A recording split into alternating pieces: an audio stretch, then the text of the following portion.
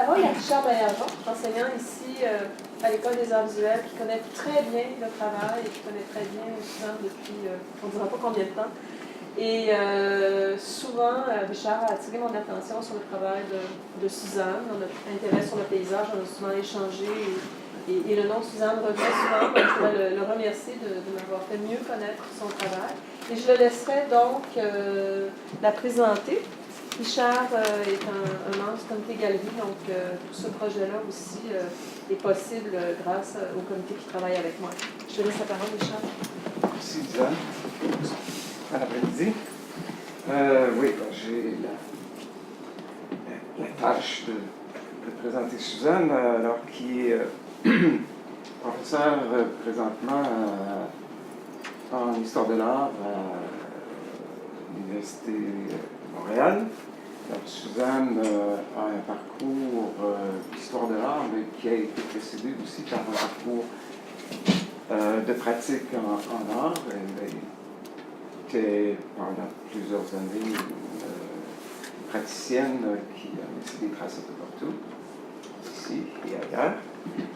Et je pense que c'est important aussi de dire que par rapport à ces traces, elle a été impliquée dans les centres d'artistes pendant plusieurs années.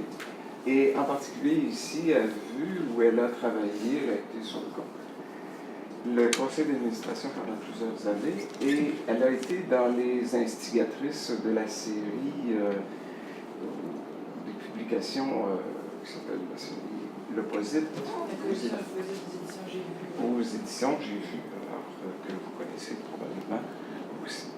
Alors, Suzanne, depuis quelques années, donc, elle fait ce parcours en histoire de l'art et elle s'est intéressée en particulier à la question du paysage, du tourisme aussi à travers l'art, à travers...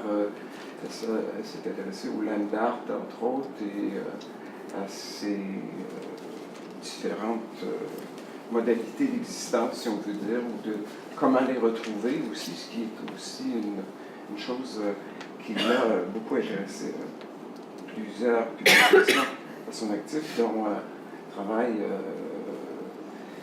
qui s'intitule Paysage façonné, qui a été publié ici aux presses de l'Université Laval, et une dernière publication qui s'intitule Errance photographique, qui est issue de recherches et de projets de recherche que Suzanne est actuellement aussi en train de terminer un projet avec des collègues de l'Université Laval, ici en géographie. Je vous signale que Richard a une très belle œuvre dans cette publication qui s'appelle Errance photographique. Alors, Suzanne. Merci Richard, merci Lisanne. Et bonjour. Très contente d'être ici et de vous voir si nombreux. En fait, je vais vous parler jusqu'à un certain point de mes projets de recherche actuels. Mais je voudrais d'abord faire une courte introduction pour une petite mise en contexte précisément pour poursuivre sur ce que Richard disait de mes recherches finalement depuis que j'ai entamé cette carrière universitaire qui est une seconde vie finalement.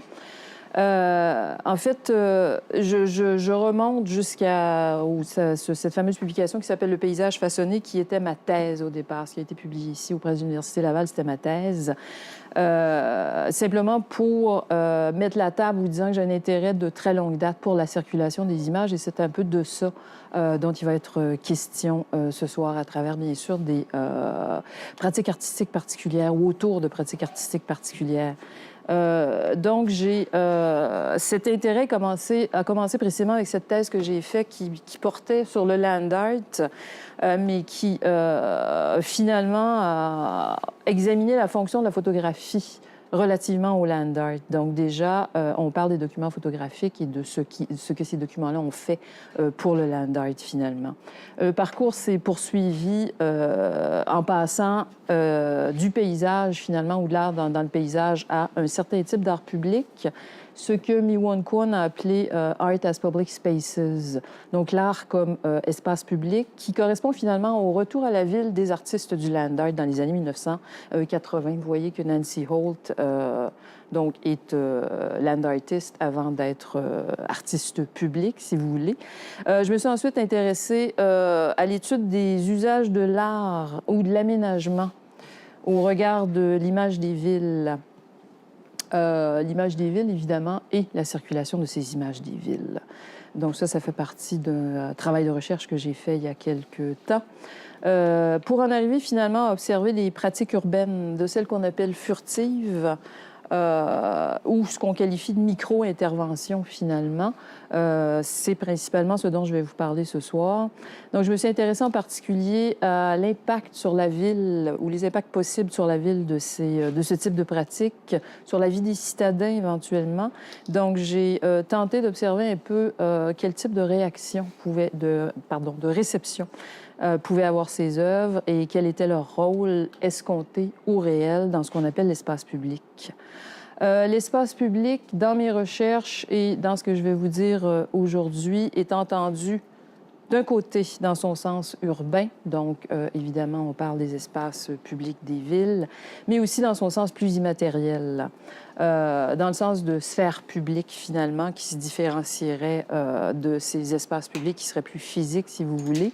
Donc la sphère publique qui serait plutôt l'espace de la communication, du débat, des échanges et parfois de la controverse, évidemment. Donc une certaine réciprocité, si vous voulez, entre ces deux acceptions de l'idée d'espace public. Alors donc, à partir de ces micro-interventions, ce que j'aimerais un petit peu regarder avec vous ce soir, c'est le destin de ces interventions particulières. Vraisemblablement parce qu'elles ont lieu dans l'espace public des villes, on parle assez couramment d'art public pour qualifier ces pratiques. Ce type de pratique, par exemple, comme celle de Karen Ellen Spencer. Mais si personne n'en sait rien, si elles se produisent sans témoin, ces interventions, si elles restent sans spectateurs, comment est-ce que c'est possible de dire que c'est de l'art public? Ces formes artistiques urbaines, parce qu'elles créent des situations fugitives, souvent à la limite du perceptible, soulèvent précisément la question du public, considéré sous ses diverses facettes. Celle des différents publics, évidemment, la question de ce qui est public ou tenu pour tel, les liens entre gestes privés et lieux publics, et ainsi de suite. Donc, c'est un peu cette question qui va m'occuper ici maintenant, avec quelques interrogations qui sont corrélatives, finalement, à cette question du public. Alors, comment ces actions, comment des actions de ce type trouvent-elles des publics? Doivent-elles trouver du public? Et sont-elles aptes à ouvrir des espaces publics, donc évidemment des espaces de discussion? Ça va nous permettre de tracer une géographie qui est assez particulière et qui est réticulaire, en fait. Une géographie qui serait propre à ces interventions, à travers des associations qui se tissent entre un art qui est très actuel, qu'on pourrait considérer comme un art de pointe, puisque la notion d'avant-garde est une notion tout à fait caduque et vieillotte. Donc, un art de pointe, des relations qui se tissent entre ce type d'art et des pratiques d'amateurs. Donc, on va y venir un peu plus tard. Alors, quelques principes qui pourraient décrire ce type d'art, donc ce type d'intervention micro, furtive et ainsi de suite, et sur lesquels j'appuierai les réflexions qui viennent. Évidemment, c'est assez large. On va voir si on peut faire ressortir des choses particulières de là. Donc, c'est un art qui concerne ou veut toucher les habitants, c'est-à-dire les citadins, évidemment, dans le cas des pratiques urbaines, qui veut toucher le quotidien, les lieux ou les sites et les rapports privés-publics à bien des égards. C'est un art qui est à la fois in situ, de proximité, donc in situ et nomade tout à la fois, évidemment parce que les artistes sont eux-mêmes mobiles. C'est un art qui est parfois furtif et il s'ajoute à ça cette volonté de circulation dans des réseaux inexplorés. J'ai mis ça en guillemets parce que l'expression vient du travail d'un centre d'artistes qui s'appelle le Troisième Impérial, qui est à Granby, peut-être que vous le connaissez. C'est un centre qui est très pionnier dans les pratiques infiltrantes, finalement. Pas nécessairement furtives, mais infiltrantes, donc dans l'espace public des villes, particulièrement de la ville où se situe le centre, mais aussi, ils ont une pratique un peu rurale, donc qui est en périphérie de la ville, ce qui est une chose assez unique au Québec. Donc, vous voyez, c'est tiré de leur site Web où on parle finalement de ces pratiques infiltrantes, donc qui permettent de circuler dans des réseaux inexplorés. Je le mentionne ici parce que, évidemment, je les cite, mais je ne parlerai pas du Troisième impérial ce soir, bien que ce soit aujourd'hui, plutôt, c'est pas encore le soir, bien que ce soit l'un des centres auxquels je m'intéresse à travers mes recherches. Je vais plutôt ce soir vous parler ça devient un tic, ma foi, du travail artistique de Déborah Neumark. Travail artistique qui me semble assez exemplaire du genre d'intervention dont il sera question. Et j'en parle également parce que Déborah Neumark est une artiste avec laquelle j'ai l'occasion de collaborer assez couramment. Et je le dis parce que mes recherches recèlent un aspect d'activité participante ou d'observation active, finalement, dont il pourrait être question un petit peu plus tard. Donc, je commence rapidement avec un projet qui est moins récent, mais qui montre très bien, en fait, quel est le type d'art que pratique Déborah. Donc, cette intervention s'appelle She Loves Me Not, She Loves Me, qui a eu lieu à la Place de la Paix à l'automne 2001, Place de la Paix à Montréal, donc. C'est une intervention performative qui consiste simplement en une reprise de ce geste familier qui consiste à effeuiller la marguerite ou à consulter la marguerite. Donc, elle ne m'aime pas elle-même et ainsi de suite, donc pétale par pétale. L'aspect mélancolique du geste sera accentué par l'abondance envahissante de Marguerite, vous le voyez, et par la durée de cette œuvre d'art, qui est une œuvre d'art relationnelle, bien sûr, en direct. Donc, l'idée était d'effeuiller des marguerites pendant quand même plusieurs heures, ce qui donne un aspect assez particulier à l'exercice en question. Donc, à effeuiller comme ça, Déborah donne forme à une sorte de rituel autour duquel les gens vont se rencontrer. Vont se rencontrer parce qu'évidemment, elle fait ça sur la place publique et les gens qui sont curieux vont venir lui parler éventuellement ou même lui demander si elle ne céderait pas quelques marguerites parce qu'il voudrait les donner à d'autres personnes. Donc, c'est un geste privé, finalement, qu'elle transfère dans l'espace public. Et ce geste, étant transféré dans l'espace public, va éventuellement avoir la capacité de créer des communautés, ou une communauté qui serait bien sûr temporaire dans ce cas-ci, mais autour finalement de ce geste, des relations pourraient se tisser. Donc, une expérience qui pourrait être transformatrice, un échange avec des gens, un certain moment, si vous voulez, qui se crée, un certain espace de relation qui va se créer dans un parc public, dans une place publique. Donc, cette intervention illustre bien les choix artistiques et les manières de faire de Déborah Neumark. Elle propose en général une possible relation humaine à travers un objet, un décor, une présence. Ici, bien sûr, ce sont des fleurs. Et tout ça cause, bien sûr, la création d'un moment singulier. Je m'arrêterai un peu plus longuement à un projet qui est tout récent, projet qui s'appelle « Habiter le contemporain, Not Built for That ». Donc, vous voyez que Déborah a travaillé avec des collaborateurs. En fait, ils étaient 3 à fabriquer le projet. Donc, Déborah, Louise Lachapelle et Pierre Corriveau. Donc, « Habiter le contemporain, Not Built for That », qui s'est passé en avril dernier, donc avril 2014, à Montréal, dans divers lieux. L'esprit général de ce projet visait finalement à observer ce que les gens font des lieux, ce qu'on peut faire des lieux, et ainsi de suite. Je les cite dans, si vous voulez, la description du projet. Habiter un lieu génère parfois une relation à l'espace qui détourne l'intention à l'origine du bâti. 8 interventions disséminées dans la ville jour après jour questionnent ces différents usages par lesquels les contemporains interprètent leur milieu. Interprètent, éventuellement transforment également, on va le voir à travers ces interventions. Je n'en montrerai que 3 des 8. Enfin, je montrerai des images, évidemment, de ces interventions. On nous dit également, du côté des 3 artistes, cet atelier de recherche-création explore la dimension relationnelle d'un milieu et notre responsivité à celui-ci, ainsi que le caractère réactif des lieux aujourd'hui. Donc, évidemment, un jeu entre ce que les gens font du lieu et le lieu qui réagit. Première intervention dont je vous parlerai, Not Built for Crossing, qui a eu lieu le 15 avril 2014, comme vous le voyez, à 5 heures du matin. Donc, cette première image sombre a été prise à 5 heures du matin au moment où les intervenants arrivent sur le lieu. Pardon. On va commencer à creuser. Alors, on est ici, le lieu exact, c'est devant la clôture qui protège la voie de chemin de fer du CP, qui passe plus ou moins en plein centre de Montréal et que les gens ne peuvent traverser, ce qui crée des problèmes depuis des années. Donc, ce qu'on propose ici, c'est de construire un tunnel, finalement, sous les voies ferrées. Et construire un tunnel, évidemment, correspond à cette idée. Je ne sais pas si vous avez vu passer ça récemment dans les journaux, une jeune collègue à moi qui... ma foi, pardon. Jeune collègue à moi qui s'est ramassée une contravention parce qu'elle circulait précisément tout près des voies du CP. Et il y a eu des articles dans les journaux, dans la presse et dans Le Devoir précisément parce qu'elle a contesté cette contravention donnée par le CP, expliquant qu'elle était là pour faire des repérages parce que les gens veulent traverser et que le CP ne l'autorise pas.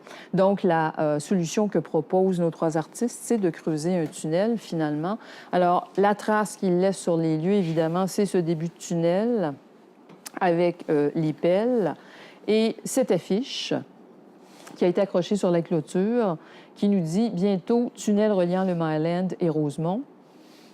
Et la petite légende, fatiguée de regarder passer le train, d'attendre un pont entre le Myland et Rosemont, saisissez l'appel de la clandestinité. Donc, évidemment, une invitation à poursuivre le travail de creusement du tunnel. Donc, ces traces-là sont restées sur place. Seconde intervention, Not Built for Rape, le 17 avril 2014 à 22 h, celle-là, donc en soirée, dans une station de métro qui est la station Lucien-Lallier, évidemment, le métro de Montréal. Station Lucien-Lallier que moi je connais bien parce qu'à l'époque où j'ai fait les Beaux-Arts à Concordia, c'était la station la plus proche. Le pavillon était au coin de Crescent et René Lévesque à l'époque. On était moins dans ce magnifique pavillon actuel. Et c'était la station de métro la plus proche. C'est une station de métro qui a toujours été, en fait, une zone et une station de métro qui ont toujours été considérées comme extrêmement dangereuses pour les femmes en particulier. La station est un peu au milieu de nulle part et c'est une station qui est extrêmement profonde, qui a une architecture magnifique par ailleurs. Il y a des gens qui trouvent que ça ressemble à une cathédrale. Alors, c'est très... il y a une élévation incroyable, sauf qu'il n'y a jamais personne et c'est assez terrifiant comme lieu. Et c'est l'un des lieux à Montréal où les anges gardiens du métro ont commencé, si vous voulez, à se balader dans cet esprit de protéger les gens. Et il y a eu des incidents assez sérieux dans ce coin-là. Donc, cette intervention s'est produite dans la station Lucien-Lallier, avec 2 jeunes femmes qui portaient des vêtements du style cuir et dentelle et qui donnaient des cartes aux gens et qui disait « escorte disponible sans frais à des fins sécuritaires seulement ». Donc, évidemment, il y a le jeu de mots. Et il y a encore ici une façon de proposer un regard particulier sur un lieu particulier qui a une problématique particulière. Not Built for Extraction, c'est ce 18 avril, donc 9 h du matin, une intervention qui est plus architecturale, si vous voulez, ou dans une pensée plus architecturale. Je vous signale que Pierre Corriveau est architecte, Louise Lachapelle est plutôt du côté de la littérature. Donc, les 3 ont collaboré à une pensée, finalement, qui intégrait leurs 3 productions. Ce que vous voyez derrière les 2 artistes, c'est une maison de type manoir de Westmount qui a été séparée en 2. Carrément scindée en 2 dans les années 1960, suite à une histoire de succession impossible à régler. Donc, au lieu de démolir la maison, on l'a scindée en 2 et on a créé ce vide qui fait 23 pieds entre les 2 maisons pour rendre, si vous voulez, les 2 parties habitables. Donc, c'est une situation assez particulière et assez unique. Donc, évidemment, la performance ou l'action attire l'attention sur ce geste plutôt inédit. Donc, vous voyez, à travers quand même ces 3 interventions sur 8, de quoi il retourne. L'ensemble de ce projet démontre bien certains caractères généraux de ces petites interventions urbaines qui se multiplient depuis quelques années un peu partout dans les villes. Donc, économie de moyens, bien sûr, des interventions qui sont à durée très limitée, un peu clandestines ou confidentielles, qui laissent peu ou pas de traces. Dans le cas de ces trois interventions, évidemment, il n'y a que la première que je vous ai montrée, notre Belfort Crossing, qui a laissé des traces dans l'espace de la ville. Ces interventions cherchent à établir des rapports avec les sites, avec la ville, à établir des réflexions aussi sur les sites, sur la ville, sur les habitants de la ville, sur les possibilités de cohabitation et ainsi de suite.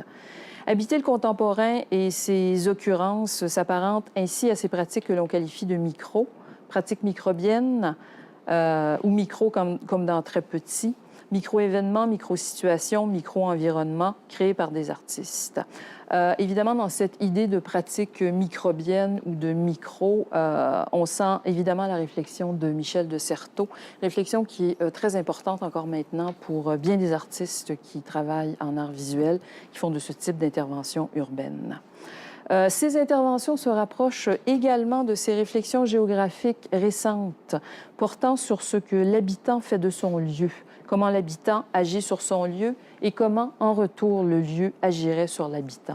Donc, les travaux de Corriveau, Lachapelle et Neumark sont vraiment très proches de ces réflexions géographiques ou de géographes. Tout ça, donc, entraîne une série de questions. Comment l'artiste interfère et se place dans cette relation habitant-lieu? Comment il la crée, finalement? Comment l'artiste agit sur le territoire, sur certains lieux et inversement?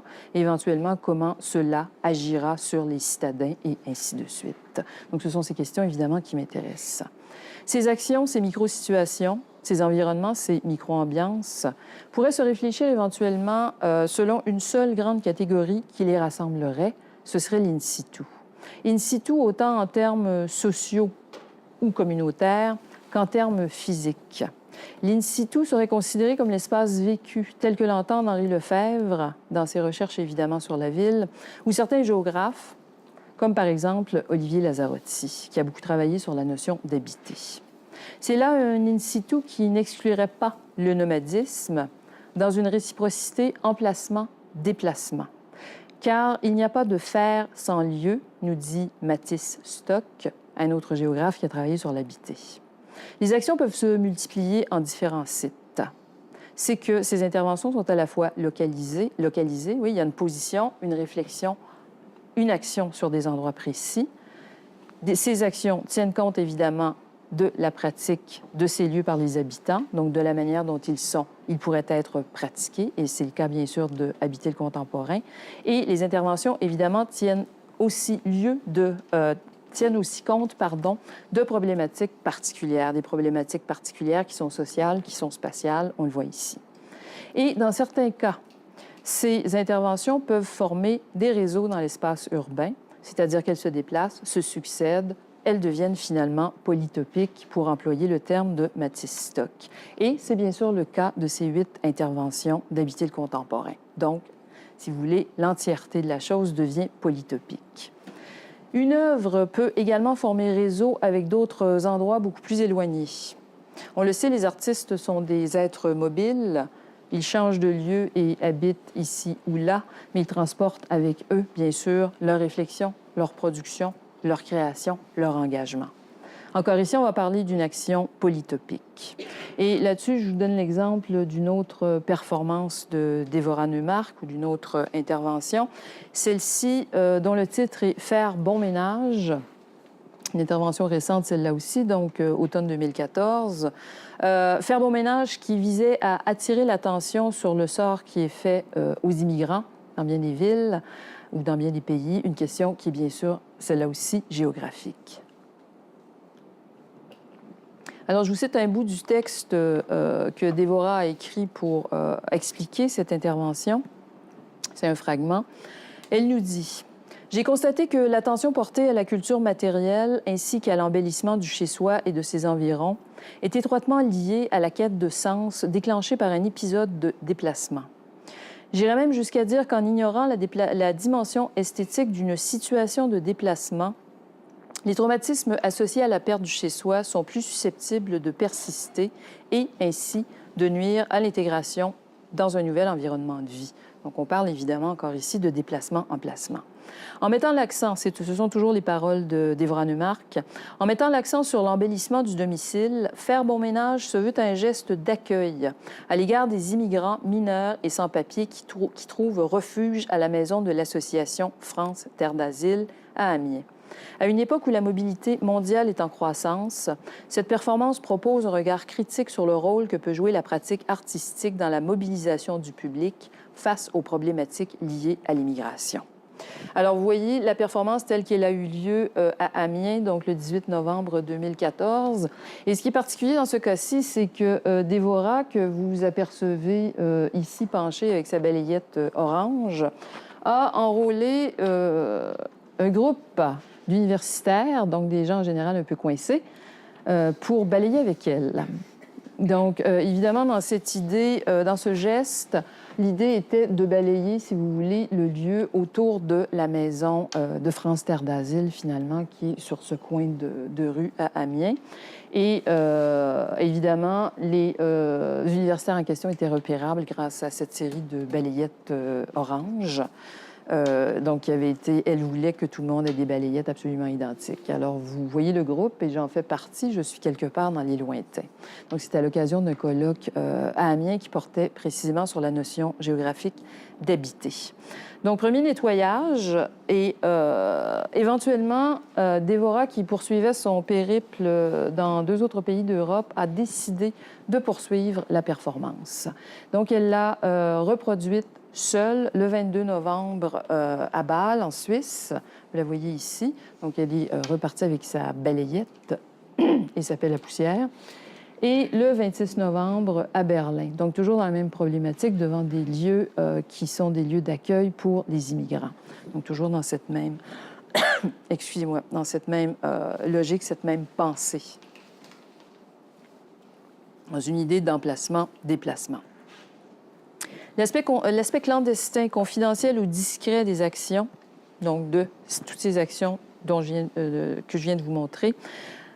Donc, l'aspect confidentiel ou discret des actions en question est l'effet du caractère de furtivité, bien sûr. C'est-à-dire, très souvent, aucun permis ou permission ne sont demandés pour la réalisation des œuvres.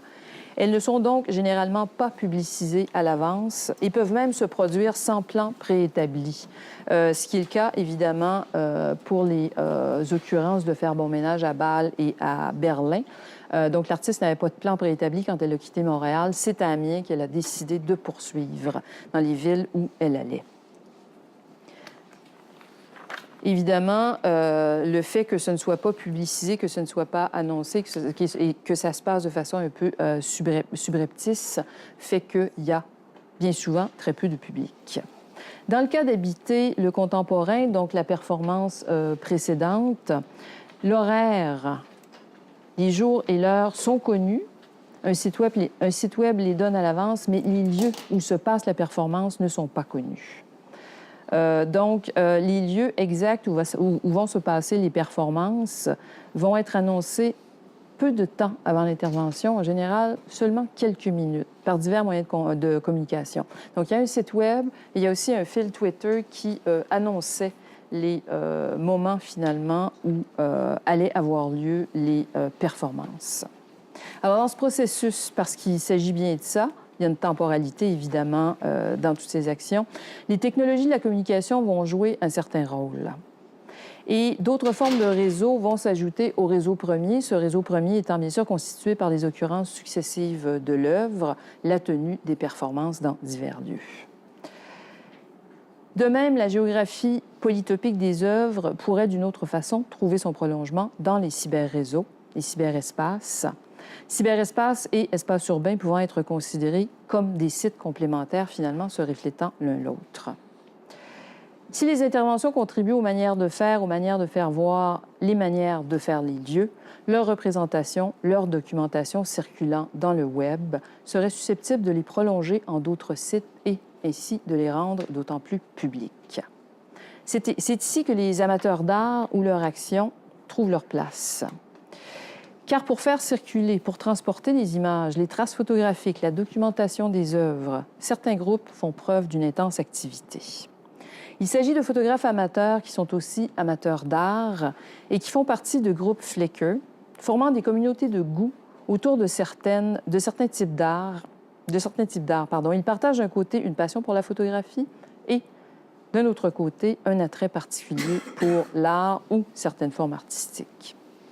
On dit, suivant l'expression de Lev Manovitch, qu'il pratique la photographie sociale, une activité qui touche évidemment celle des réseaux sociaux du web, ces réseaux où se créent des communautés, où circulent informations, images et aussi beaucoup de frivolité, bien entendu, où il y a des choses se partagent au prix parfois de controverses et où les images photographiques, bien sûr, sont ce qu'on retrouve le plus. Pour illustrer l'action de ces photographes internautes, de ces amateurs d'art, je vous propose d'observer plus généralement d'abord la façon dont se propagent les images en voyant comment se forment ce que Bruno Latour a appelé des cascades d'images, avant de poursuivre évidemment avec le cas particulier de Devorah Neumark et de la circulation de la documentation de ses œuvres. La cascade des images se présente comme le mouvement et l'addition en continu des images, l'image elle-même étant un ensemble d'instructions permettant d'atteindre la suivante dans la série. Ça, ce sont les propos de Latour. Si Latour et ses collègues appliquent cette notion aux inscriptions scientifiques, ils affirment également que ce type de relation n'est pas étranger au domaine de l'art. Je cite Latour: « Mettre en rapport une image avec d'autres, jouer avec des séries d'images, les répéter, les reproduire, les transformer subtilement, sont et étaient pratiques artistiques courantes avant même le tristement célèbre âge de la reproduction mécanique. » Chaque œuvre, donc, s'enchaînerait aux autres et serait prolongée par une œuvre souvent maladroite et minuscule et qui en étendrait l'ébranlement jusqu'à un autre porteur d'art. Ce sont encore les propos de Latour. Dans le web, cette mobilité, ces parcours des œuvres et des représentations sont assurés par une chaîne d'acteurs, d'objets et de techniques où l'amateur se fait internaute reproducteur, créateur d'œuvres ou curateur épingleur. Curateur épingleur fait bien sûr référence à des sites ou des activités comme Pinterest ou Tumblr, que vous connaissez fort probablement. Donc, un exemple, à partir de la rétrospective The Artist is Present de Marina Abramović au MoMA, tenue au MoMA en 2010, et particulièrement à l'œuvre du même titre, donc The Artist is Present, pendant laquelle Marina Abramović proposait aux spectateurs de venir la regarder pendant tout le temps, d'échanger un regard avec elle pendant tout le temps qui leur plairait. Donc, elle s'est occupée à regarder des gens du 14 mars au 31 mai, tous les jours et toutes les heures d'ouverture de la galerie. Donc, elle a regardé bien du monde. Toutes les personnes qui ont échangé des regards avec Marina Abramović ont été photographiées. Et toutes ces photographies se sont retrouvées d'abord sur le site du MoMA, Museum of Modern Art de New York, évidemment. Ensuite, dans le compte ou la collection Flickr du MoMA, parce que vous savez, vous n'êtes pas sans savoir que beaucoup de grands musées ont maintenant des collections, des albums dans Flickr. Aussi, évidemment, dans le site du photographe Marco Anelli. Donc, toute la série peut être visionnée là aussi. Et éventuellement, ces images ont été reprises par des internautes et réépinglées, par exemple, dans Tumblr. Alors, vous voyez ici la collection qui s'appelle Marina Abramović Made Me Cry, m'a fait pleurer. Donc, c'est une internaute du nom de Cathy Notopoulos qui a été chercher les images où les gens pleuraient et qui les a réépinglées dans un Tumblr. Alors, vous le voyez ici, donc Marina Abramović Made Me Cry. Et il y en a d'autres, donc vous voyez qu'Abramović est quand même une artiste qui est très aimée de ses épingleurs. Et même chose, réépinglage ici dans Pinterest, qui est un site très populaire où les gens réépinglent des images qui ont été cherchées ou repiquées un peu partout. Donc, les images, finalement, à partir de ces images sources qui sont proposées par le MoMA, vont se multiplier, un peu comme par elles-mêmes, grâce à l'aide des internautes, et se mettre à circuler dans le web. Et ce sont bien sûr des passions et un certain amour de l'art qu'on exprime et qu'on partage par ces images. Donc, il y a un phénomène qui est quand même assez intéressant lorsqu'il s'agit de penser ce que Latour a appelé les trajets ou les trajectoires d'instauration, finalement, des œuvres d'art. Donc, une espèce de popularisation qui se produit par la circulation des images. Un autre exemple, mon favori, avec ce fameux tableau de Grant Wood qui s'appelle American Gothic, qui est devenu une espèce d'icône. C'est au départ un tableau de ce mouvement qui s'appelle le régionaliste américain, donc 1930. Un mouvement qui visait à aller, si vous voulez, un peu contre les avant-gardes historiques de l'époque, donc de l'entre-deux-guerres, en insufflant, si vous voulez, un esprit beaucoup plus régionaliste aux œuvres d'art et qui serait bien sûr une position typiquement américaine, puisque l'avant-garde, ça se passait plutôt en Europe à l'époque. Donc, c'est une œuvre d'art qui est d'un intérêt extrêmement limité, un peu ridicule à la limite, mais qui passionne les internautes. Donc, ce que j'ai là, c'est une simple recherche d'images à partir du titre American Gothic, mais qui donne des quantités absolument invraisemblables d'images. C'est très rare qu'on arrive à des degrés de pertinence aussi élevés quand on fait une recherche avec le moteur Google. Et on peut en défiler pendant des heures, voire des jours. Et éventuellement, on arrive à ce genre de choses. En faisant défiler les images de American Gothic. Et ça, c'est probablement la plus belle illustration de ce qu'est une cascade d'images. C'est-à-dire que vous avez évidemment le tableau lui-même qui est reproduit, et vous avez éventuellement l'action des internautes sur le tableau qui fait, bien sûr, changer l'image, mais ça reste quand même American Gothic, évidemment, puisque vous avez l'exact, si vous voulez, motif qui est repris de diverses façons. Et c'est complètement hilarant, ça aussi, c'est sans fin, donc on peut s'amuser longtemps avec ça. Donc, avec cet exemple, on voit bien quand même l'aspect ajout ou intervention des internautes est beaucoup plus sensible qu'il peut l'être, par exemple, avec les images de Marina Abramović qui ont beaucoup circulé, la performance, pardon, qui ont beaucoup circulé, mais qui n'ont pas été nécessairement retouchées. Alors ça correspond très bien à ce que Latour dit, mettre en rapport une image avec d'autres, jouer avec des séries d'images, les répéter, les reproduire, les transformer subtilement ou pas, évidemment. Alors, j'en reviens, après ce détour par cette idée de cascade d'images, à habiter le contemporain pour voir finalement ce que la diffusion des images, des actions de quelques occurrences de la série ont pu donner dans le web. Et c'est ici, évidemment, où j'en viens à vous parler de mon groupe de recherche, de mon travail de recherche et de cette idée d'observation active ou participante qui vient finalement avec le projet en question. Donc, les images... Alors, les images que je vais vous montrer ont été prises par des étudiants qui travaillent avec moi. Donc, cette image qui a fait l'affiche a été prise par une de mes étudiantes pendant les performances, finalement, les diverses performances qui ont eu lieu à Montréal. Ce que vous voyez ici, c'est le site de Figura, qui était le site officiel, si vous voulez, de Habiter le contemporain, Not Built for That. Alors, vous voyez que les localisations y sont. Alors, ça, c'est la description des 8 performances. Vous voyez en gras que les localisations sont arrivées, mais sont arrivées à mesure des dates des performances. Donc, le jour même, comme je vous disais, quelques minutes à l'avance, la localisation apparaissait et ça partait aussi sur un fil Twitter. Et vous voyez ici, les photos de l'atelier sont disponibles sur Flickr. Ce lien, c'en était un, nous amenait à ce groupe Flickr qui s'appelle Rétis et qui avait documenté finalement les performances.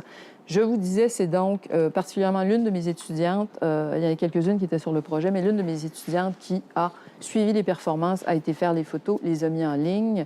Évidemment, c'est une expérience qui était faite en collaboration avec Dévora pour voir précisément ce que la chose pouvait finalement donner en termes d'audience ou d'échange plus public, si vous voulez. Donc, cela est évidemment collaboratif. Alors, ça nous donnait ceci, et je vous rappelle que les performances qui ne duraient que quelques minutes ont eu, pour la plupart, très peu de public. Évidemment, à cause des heures, des emplacements introuvables éventuellement. Même ma jeune photographe, il y en a au moins un qu'elle n'a pas réussi à trouver. Donc, la chose était vraiment relativement confidentielle. Donc, toujours cette image, ce que ça donne dans Flickr, d'abord, c'est évidemment un partage particulier. Et la chose est intéressante parce que vous voyez le type de groupe qui vont se réapproprier cette image. Donc, elle est postée dans nos pages Flickr, mais elle est postée, bien sûr, pour être partagée et rebloguée et repartagée. C'est fait pour. Les images sont d'une qualité suffisante pour être repiquées, si vous voulez, et elles sont aussi sous licence Creative Commons, donc vous avez toute permission de les utiliser et de les faire circuler. Éventuellement, pas nécessairement de les trafiquer, par contre. Donc, à partir de là, il y a un repartage qui se fait avec d'autres groupes Flickr qui, eux, évidemment, vont faire recirculer les images. Et ce qui est intéressant, c'est de voir la variété, finalement, de ces groupes. Alors, vous avez Global Urban Art, et regardez le nombre d'items. Ce sont des photographies. Il y a quand même 400 000 photographies dans ce groupe Flickr. Des groupes plus jeunes, Site Specific Art, où il n'y a que 690 items, mais en général, ça grossit de façon exponentielle. Alors, vous voyez quand même, et évidemment, des pages concernant Montréal qui s'approprient beaucoup les images d'art et de performance. Donc, on peut quand même constater qu'il y a beaucoup d'amateurs d'art dans le web.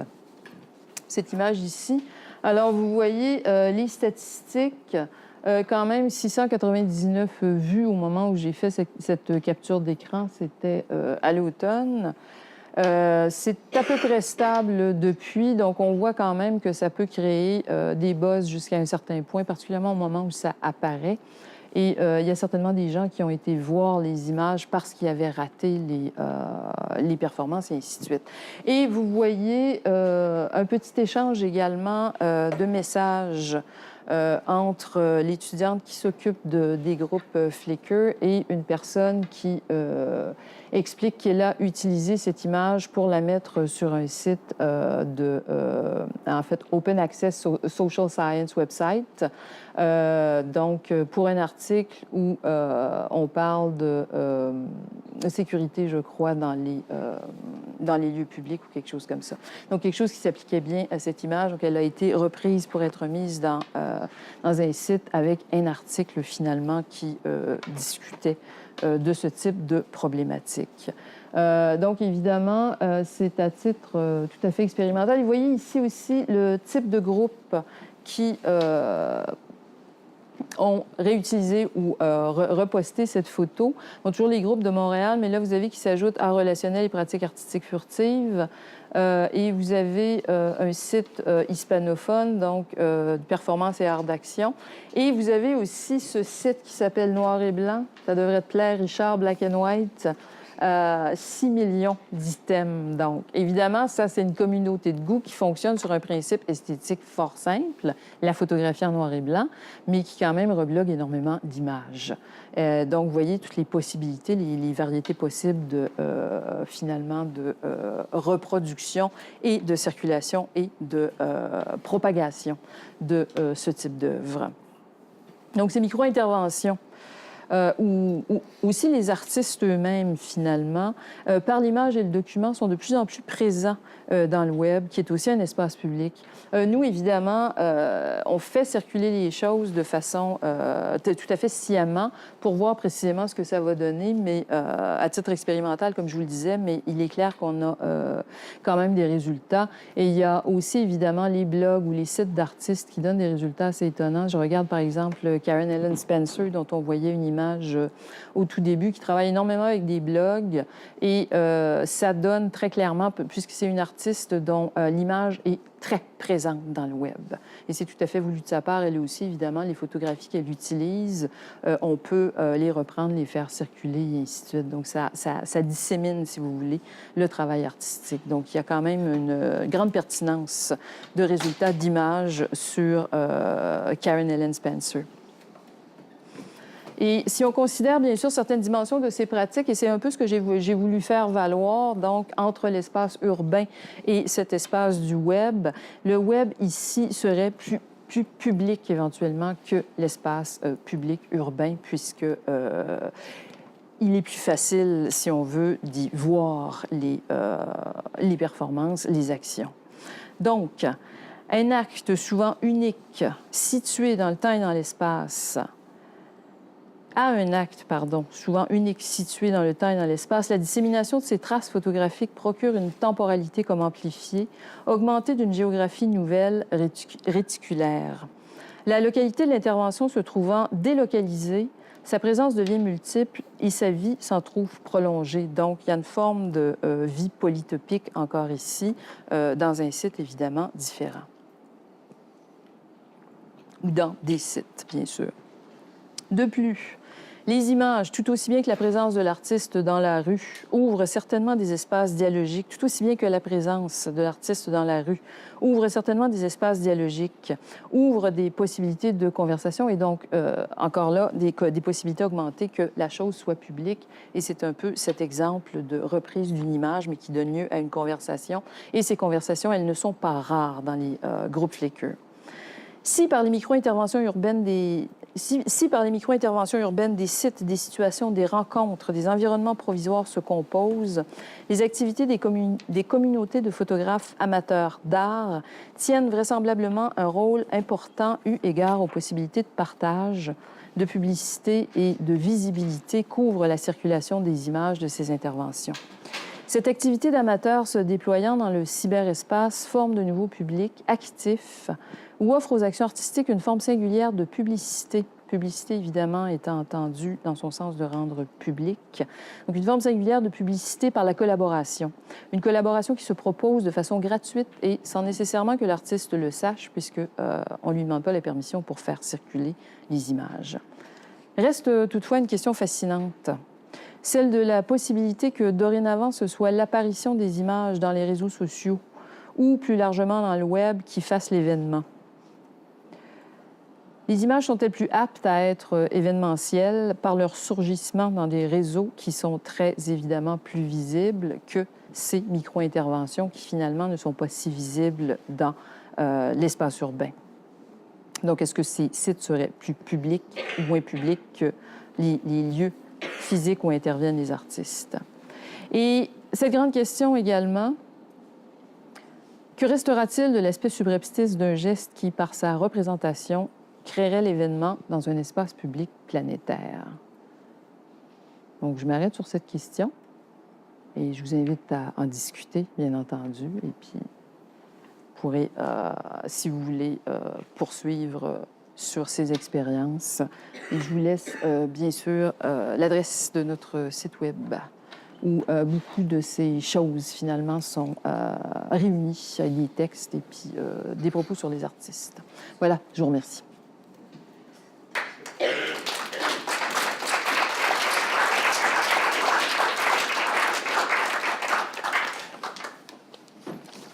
Suzanne, peux-tu répéter ta question pour qu'on en fasse vraiment une question? Oui, bien sûr. En fait, j'ai 2 ou 3 questions que je vous répéterai avec joie si je les retrouve. Voilà. En fait, première question. Est-ce que l'apparition des images dans les réseaux sociaux serait plus événementielle, donc ferait plus l'événement que l'événement lui-même dans l'espace public? Et cette dernière question, que resterait-il de l'aspect subreptice d'un geste qui, par sa représentation, créerait l'événement dans un espace public planétaire? Parce qu'évidemment, c'est le cas du web. Bon, planétaire, évidemment, il y a toutes ces histoires jusqu'à quel point c'est démocratique libre d'accès et ainsi de suite. Évidemment, j'ai choisi Flickr parce que ce n'est pas comme Facebook fermé. Donc, n'importe qui a accès aux images Flickr si on veut y aller. Il y a des comptes qui sont fermés, mais il ne s'agit pas de ça. Donc, c'est vraiment complètement public, contrairement à Facebook, qui est un espace privé public. Donc, la question est vraiment, et je pense que c'est une question extrêmement intéressante parce qu'il y a eu aussi des... je pense à Dardar en particulier, où quelqu'un est revenu sur les performances de Martine Vial, disant que les gens, surtout celles qu'elle a fait en hiver, les gens ne se déplaçaient pas nécessairement pour aller voir ses performances, qu'elle était relativement visible, elle faisait ça autour de la place des Arts. Donc, au lieu de se déplacer, ils attendaient que l'image apparaisse dans le compte Facebook de Dardar. Donc, je pense qu'il y a quand même... Je ne voudrais pas avoir l'air précisément d'une cyber-utopiste avec ces expérimentations. C'est vraiment la circulation des images et où ça va qui m'intéresse. Et c'est vraiment précisément ce que je disais tout à l'heure, cette idée de trajectoire d'instauration. Parce que, à mon avis, il y a quand même... ces pratiques amateurs créent quand même des choses autour des œuvres qui font qu'elles vont pouvoir s'instituer, si vous voulez, dans le sens d'institution, d'une autre façon que ce qu'on a toujours vécu, c'est-à-dire par l'institution elle-même, le musée, le marché, et ainsi de suite. Donc, le rôle des amateurs n'est pas négligé à travers tous ces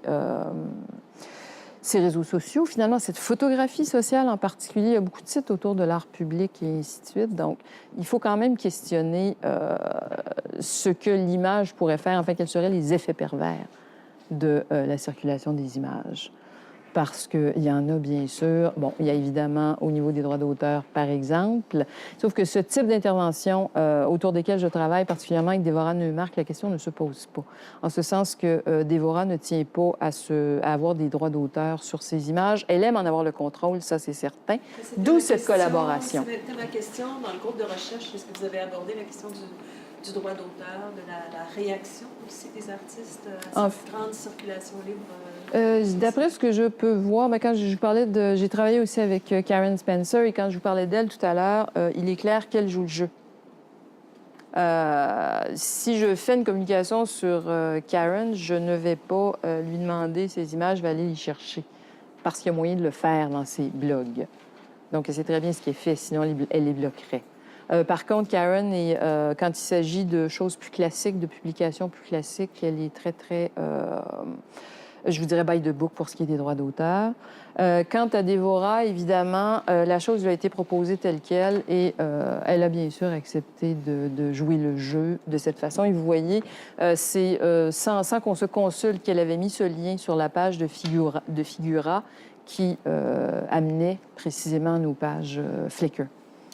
Donc, bien sûr, elle veut bien. Puis je pense que pour les artistes, avoir plus de visibilité, c'est jamais de mauvaise chose.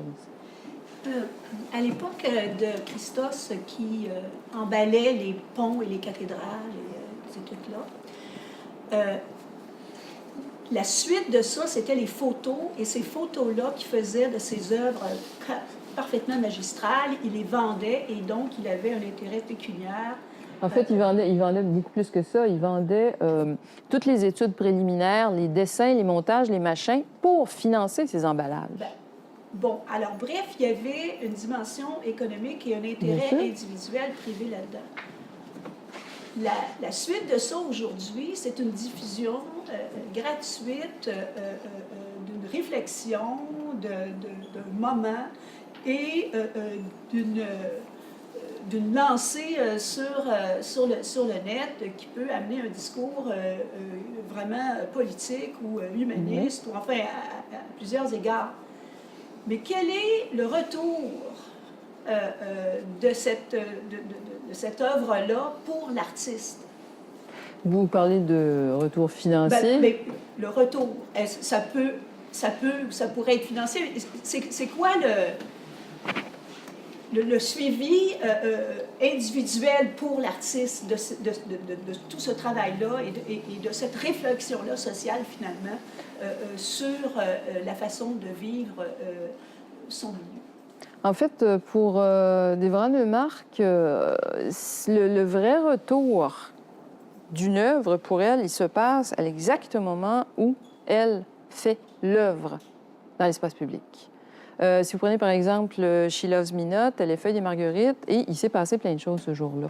Alors, ce qu'elle va faire, parce qu'elle a aussi un site web comme tous les artistes de nos jours, ce qui est important pour elle, elle va l'exprimer par des mots ensuite. Donc, va expliquer ce qui s'est passé ce jour-là. Tel monsieur est venu me voir, m'a demandé des fleurs, puis bon, il s'est passé telle chose. Et ce qui est important pour elle, c'est ce qui est ressenti par elle et par ses vis-à-vis au moment où les gestes sont posés. Donc, il est clair qu'il ne peut pas y avoir une relation monétaire dans un cas comme ça. C'est vraiment du ici, maintenant. La documentation est tout à fait secondaire. Il est clair que c'est une expérience qu'on a fait avec elle. La documentation, en fait, elle est secondaire à l'œuvre. L'œuvre, c'est le moment où ça se passe.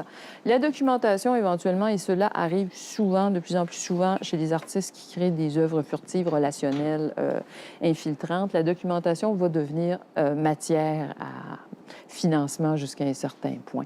Donc, un peu comme chez Christo, mais ce n'est pas tous les artistes qui vont faire ça. Par exemple, Raphaël de Groot vend des épreuves de ses projets. C'est une façon de financer. Karen Ellen Spencer, même chose, fait des petites sérigraphies, des petites impressions qui vont éventuellement intégrer le marché. Donc, les artistes ont des moyens, des façons de se financer, mais ces choses-là, éventuellement, se touchent ou ne se touchent pas. Et c'est le choix d'artiste, clairement. Donc, du côté de Déborah Neumark, il n'y a rien qui pourrait se monnayer finalement dans tout ça, ce qui fait qu'on peut travailler ensemble. Par contre, dans ce travail, il y a une réciprocité, évidemment. Ce que je vous montrais d'Amiens, ce colloque, bien sûr, Déborah y a été invitée pour faire ce qu'elle y a fait. Donc, il y a des liens qui se tissent, il y a des choses qui s'établissent à partir finalement des collaborations comme ça.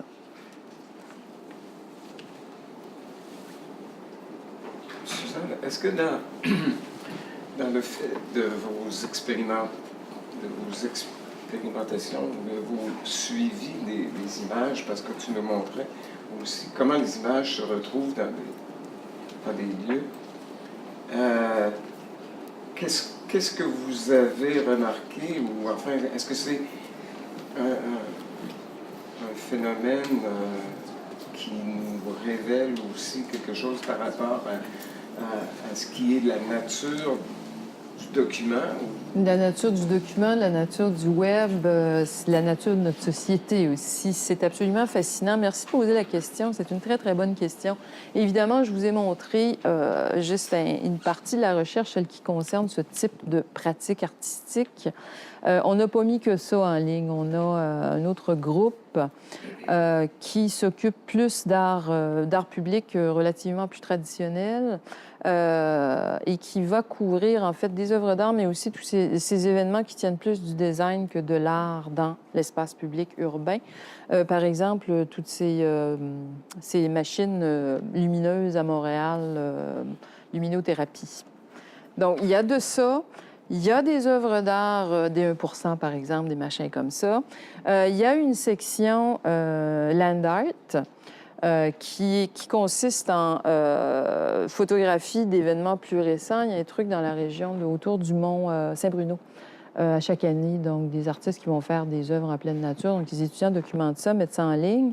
Et je leur ai donné ma collection personnelle de photographies noir et blanc d'œuvres de land art que j'avais fait in situ, bien sûr, en leur disant un jour, les amis, ça va faire quelque chose. Et ça a en effet fait quelque chose. Oui, ça s'est mis à circuler assez solidement et on suit ces images-là autant que possible. C'est pas facile, c'est une tâche qui est assez fastidieuse, donc on les met en ligne, mais ensuite on les suit. Et précisément, le type d'image va se retrouver dans des types de sites tout à fait particuliers. Des images comme celle de Déborah vont circuler dans des sites qui sont vraiment des sites d'amateurs d'art, d'un certain type d'art, ou de photos noir et blanc, ou de machins comme ça. Mais ça ira pas, par exemple, dans des blogs touristiques ou dans le Huffington Post ou des trucs comme ça. Il y a des types d'images qui vont y aller. Les luminothérapies montréalaises, mes étudiantes ont fait de très, très belles images de ça depuis quelques années. Et ça se ramasse systématiquement dans des sites touristiques. Donc, il y a quand même quelque chose qui nous dit exactement parce que ces machins, évidemment, du quartier des spectacles, c'est fait pour attirer les gens, c'est fait pour attirer le tourisme, et on voit que ça fonctionne jusqu'à un certain point. Donc, cette espèce de grande place vide qui est pas intéressante, point de vue paysage ou architectural, est remplie de bébelles lumineuses à chaque hiver, et ça marche. Donc, il y a quelque chose dans l'événement spectaculaire éphémère, finalement, qui percole, et ça va percoler, si vous voulez, de belle façon du côté où ça doit percoler, c'est-à-dire du côté de... c'est des hôtels qui s'annoncent avec ça, des sites ou des blogs touristiques, et ainsi de suite. Et je vous dirais que les photographies de Landart, dorénavant, sont passées, et j'avais émis cette hypothèse en 2004, quand j'ai déposé ma thèse, c'est passé du côté du tourisme sophistiqué, ce qui est quand même assez étonnant. Donc, on les a retrouvés dans des sites où on parlait de quelque chose qui disait « Get cultured on your weekends » ou quelque chose comme ça, et qui proposait d'aller faire un tour au Lightning Field de Walter de Maria. Donc, on en est là, comme disent les étudiants. On est rendu là. Donc, ça dit quand même énormément sur la société dans laquelle on vit, finalement. Et je pense que c'est une excellente raison pour suivre les images. Parce qu'elles disent beaucoup, elles ont beaucoup à dire. Mais c'est une question, encore là, c'est une question de site, c'est une question d'emplacement. On est toujours dans cette logique de mobilité, d'emplacement, déplacement.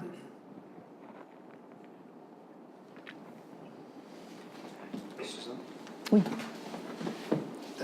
Il semble y avoir donc une relation directe entre, je dirais, le type d'œuvre qui est de l'ordre du visuel ou du spectaculaire Exact. versus l'art-action ou de l'art-performance qui est un instant précis, un moment précis. Donc, ce que deviennent les photos ensuite de la performance, c'est toujours la même chose, c'est carrément autre chose. Il n'y a plus de retour sur, contrairement à un type de travail qui serait plus manœuvrier, comme dans le cas des Marguerites, c'est beaucoup plus manœuvrier, il y a intervention avec le public. Placer des pelles pour closer un tunnel, c'est très conceptuel. Donc ça, j'imagine que ça doit percoler, comme tu dis si bien, dans d'autres réseaux du web, finalement. Oui, en fait, vous lisez largement ces photos-là ou individuellement les types de photographies? Les types de photographies? Oui. Par rapport au type de travail, finalement. Oui, par rapport au type de travail, ça c'est sûr. Comme je vous disais, il y a quelque chose de beaucoup plus restreint. Et ce qui m'intéresse, en fait, du côté des amateurs, c'est que, précisément, bon, vous disiez manœuvrier, oui, il y a quelque chose de très physique là-dedans. Et ce que Dévora fait, il y a quelque chose de très physique là-dedans.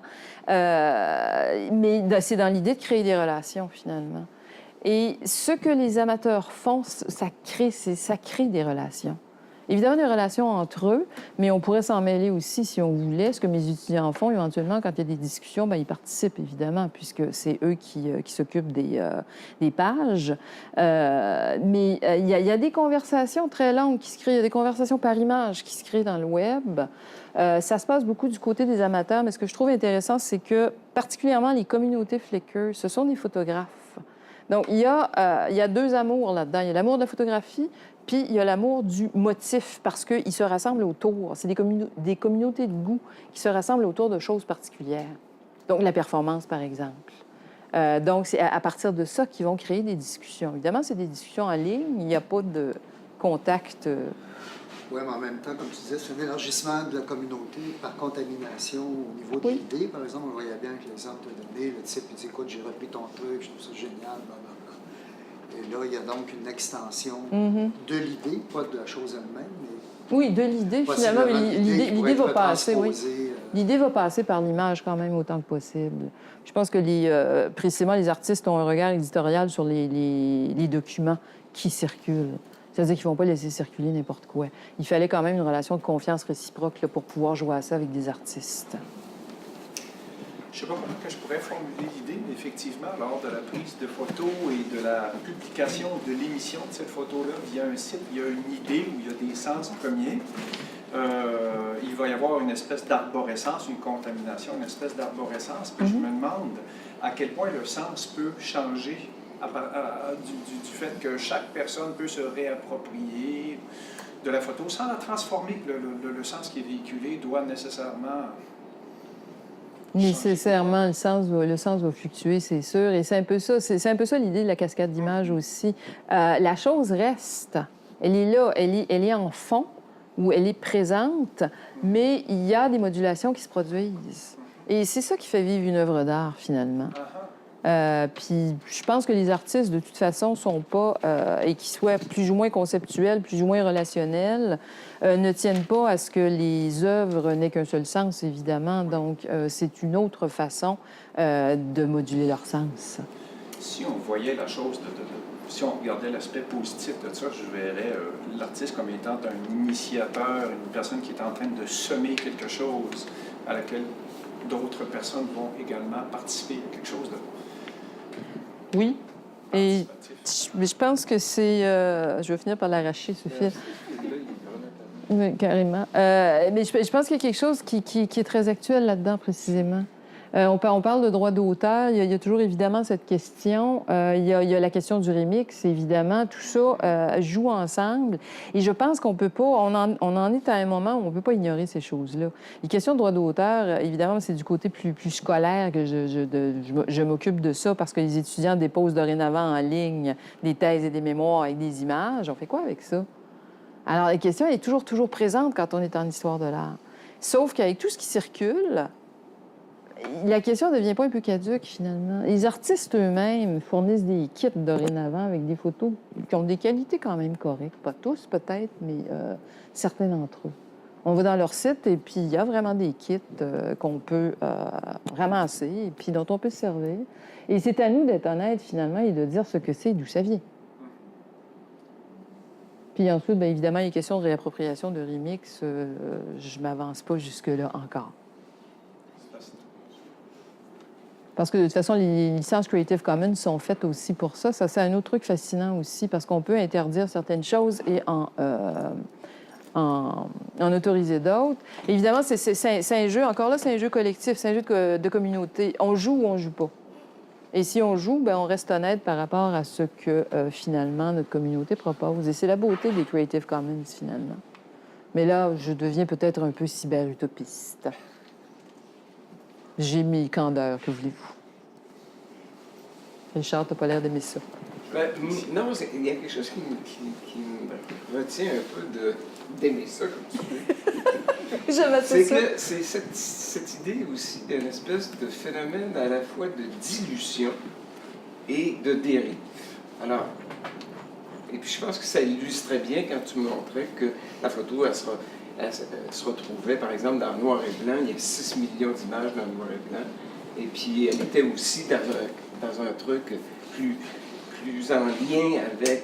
Plus pointu, oui. On parlait de sens, avec le sens Oui. original ou avec la dimension originale. Mais ce phénomène qui est encore plus frappant, je dirais, c'est cette idée que elle est partie. L'image, elle est partie et elle va dériver. Oui. Et elle va aussi se diluer en termes de ce qui est son essence ou l'essence première, on va dire. Absolument. Oui, ça va se diluer. J'aime bien, tu as des beaux mots, toi, dérive et dilution. Dilution, t'as pas changé. Mais oui, je suis d'accord avec toi, mais je déteste pas cette idée parce qu'après tout, si on parle de ces productions en particulier, ce ne sont que des images. En ce sens que c'est pas la performance elle-même, c'est pas l'œuvre de l'artiste. Ça n'est qu'un document, alors pourquoi ne pas l'autoriser à circuler? Alors, ça nous fait revenir à Barthes, et puis il n'y a rien dans l'image. Barthes ne disait Sauf pas qu'il n'y a rien ce dans que- l'image. Écoute, sauf la ce photographie qu'on du peut jardin voir. d'hiver était remplie de Non, tout ce non, que tu mais voudras. Hein? Je veux dire, elle est offerte, elle est Oui, en fait, elle est à investir de tous les sens. elle peut résister Alors, aussi t'as jusqu'à un beau- certain point. t'as beau essayer de la charger, de lui mettre du contenu, une fois qu'elle est dans le cyberespace. Scott, est-ce que votre question n'est pas un peu une sorte de réponse à ce que Richard soulève là, quand vous posez la question, savoir si l'image sur le site n'est pas plus événementielle que l'image documentée ou si le site représenté n'est pas plus public, ce qui pour moi est une autre question, mais quand même c'est en lien que le site représenté. Ce qui amène à se poser la question si beaucoup d'artistes que nous connaissons, que vous, les historiens, vous montrez à vos étudiants et tout ça, ne sont pas en fait des œuvres qui ont été créées par la médiation de l'artiste en question. Par exemple, un artiste comme Francis Alice. Qui ici a déjà vu un Francis Alice?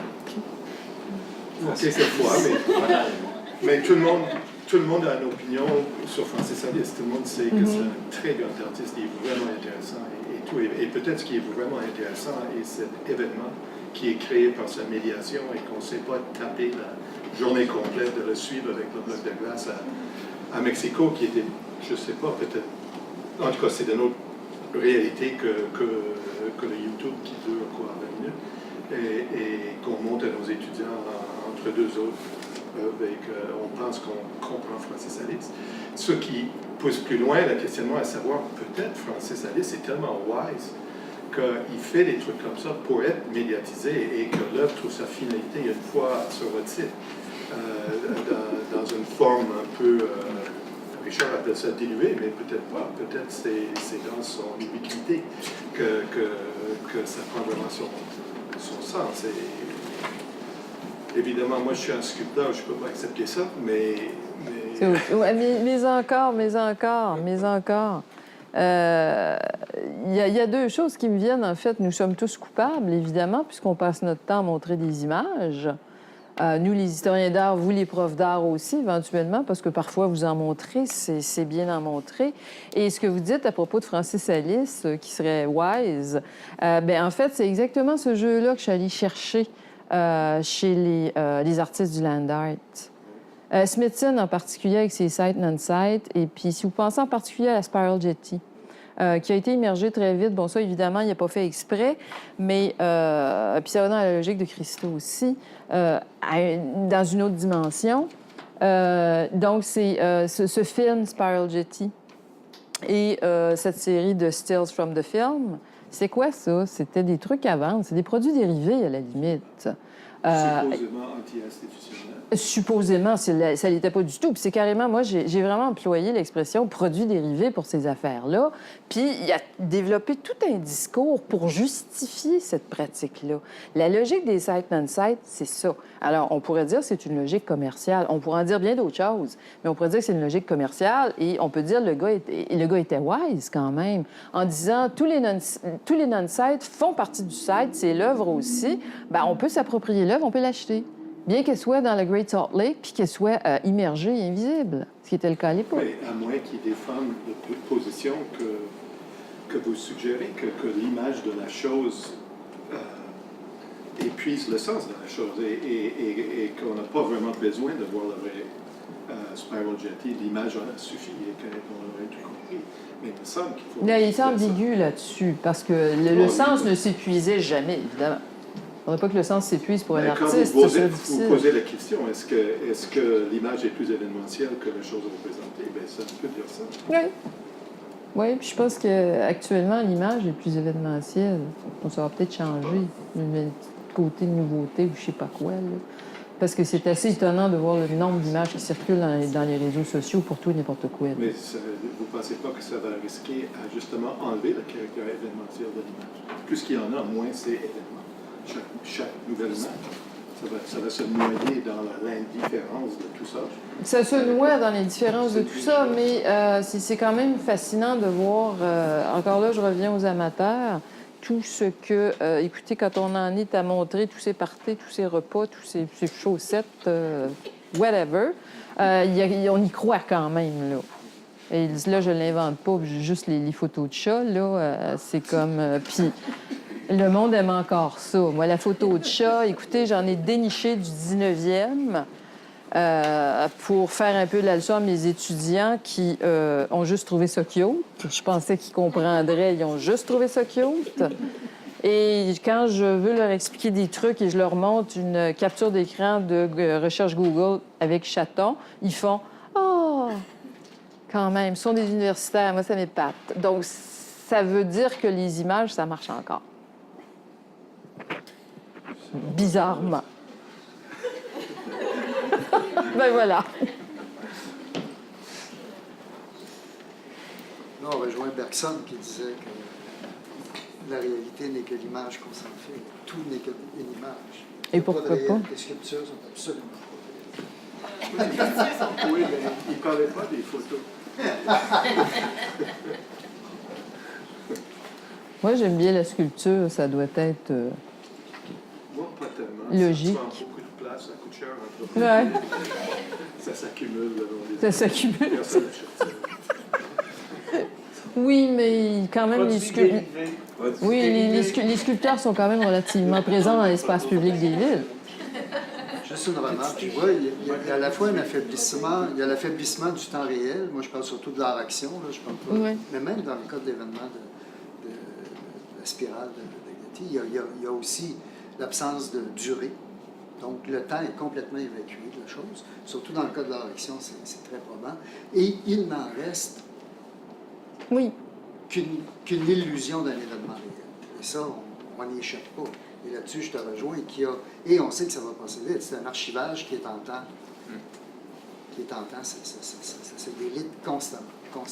C'est très juste, c'est très juste. Mais d'où l'importance pour des artistes comme Déborah Neumark de ce qui se passe au moment où ça se passe. C'est sûr qu'ensuite, c'est de l'ordre du souvenir. Je pense que la documentation n'est pas si importante, sauf peut-être pour diffusion. Mais pour elle, je pense que c'est, puis on en a quand même discuté longuement et je l'ai vu en parler très souvent, c'est vraiment ce qui se passe là qui crée des nœuds. Et ça reste avec elle. Et elle souhaite que ça reste avec les gens avec qui elle l'a partagé.